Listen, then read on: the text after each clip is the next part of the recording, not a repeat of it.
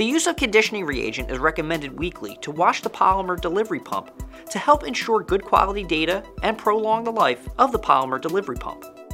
To ensure the highest quality wash, the conditioning reagent is good for one-time use only and cannot be used past its expiration date. In addition to washing the polymer pump, the conditioning reagent is used for priming the polymer pump, washing the polymer pump between polymer type changes, and during instrument shutdown. The use of the conditioning reagent is facilitated through the wash pump and channel wizards.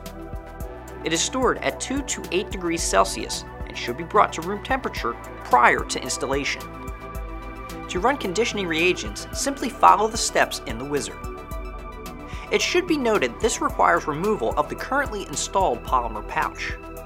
A pouch cap can be placed on this pouch and can be set aside and reinstalled after the wizard is completed. Note the wizard dictates removal and emptying of the anode buffer container. The empty container is then used to catch the conditioning reagent that is run through the system. If you're going to place the current ABC back on the instrument, you can remove the current ABC and carefully set aside so as not to spill any.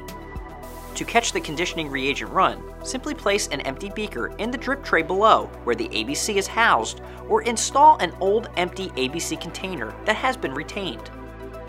Running of the wash pump and channel wizards with conditioning reagents takes approximately 25 to 30 minutes to complete.